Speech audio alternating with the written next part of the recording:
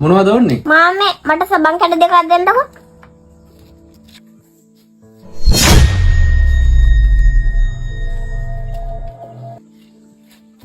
පුතේ සබන් කැට දෙකක් දෙන්නකෝ. ආ පුතේ. හරිද මාමේ? හරි පුතේ. හා. මොනවද අප්පච්චි කරේ? ඇයි මොකද? අප්පච්චි ඔයාට අර මල්ලිට ඉතුරු සල්ලි දෙන්න බැරුණානේ. මොන සල්ලිද? ඉතින් අප්පච්චි ඔයා ඒ මල්ලිට ඉතුරු සල්ලි දුන්නේ නෑනේ. ඉතින් අප්පච්චි ඒ මල්ලි රුපියල් 1000ක් දුන්නේ. සබන් කැට දෙකක් විතරයි ගත්තේ.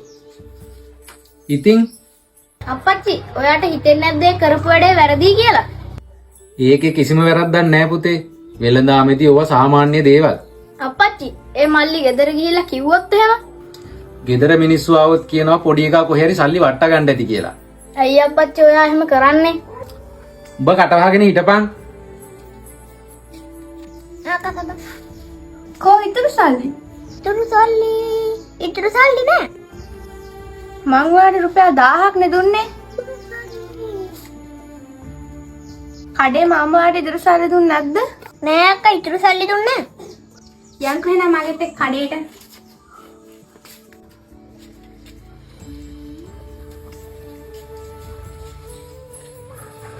මාමේ ඔයා මල්ලිට ඉතුරු සල්ලි දීලා නෑනේ.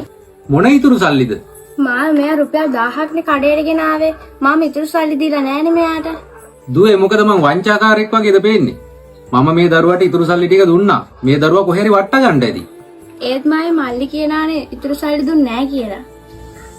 දුවේ මම සල්ලි දුන්නා. මේ දරුවා කොහේ හරි සල්ලි වට ගන්න ඇති. දැන් ඉතින් මොනා කරන්නද? යම් මල්ලි යන්න.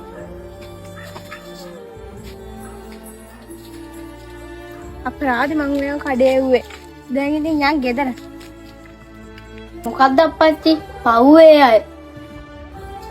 උඹ කටවහගෙන හිටපන්. මම දැන් කඩේට බඩු ගේන්න යනවා. කඩේට වෙලා ඉන්න ඕනේ කොහෙවත් යන්නේ නැතුව. හා අප්පච්චි මං කඩේට වෙලා ඉන්නම්.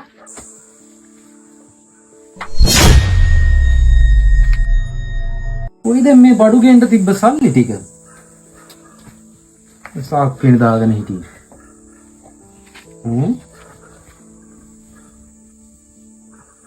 දැක්කනේ අප්පච්චි. ඔයා ඔය කරපු වැඩේට දැම්මම දඬුවම ලැබුණා නේද?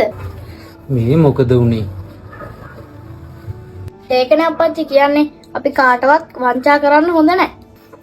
දැන් මොකද කරන්නේ? අප්පච්චි වෙච්ච දේ වුණා. දැන් ඔයා ගිහිල්ලා අර මල්ලිට සල්ලි ටික දීලා එන්න. යන්න අප්පච්චි.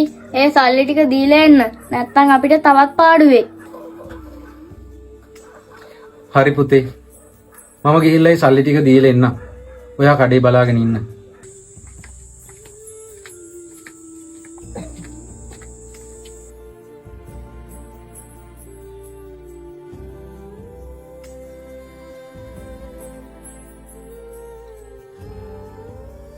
දුවේ මම කිව්වේ මල්ලි සල්ලි වට ගන්න ඇති කියලා. දෙයෙන් කඩේ ඉස්සරහා සල්ලි වැටලා තිබ්බා. එහෙනම් මාමේ මල්ලි කඩේ ඉස්සරහා සල්ලි වට ගන්න කි. ඔව් දුවේ මං එහෙනම් යන්නම්.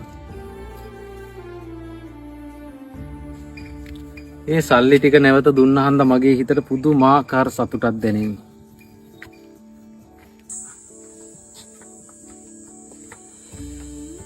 අප්පච්චි ඔයාගේ නැති වුණ සල්ලි ටික හම්බුණා.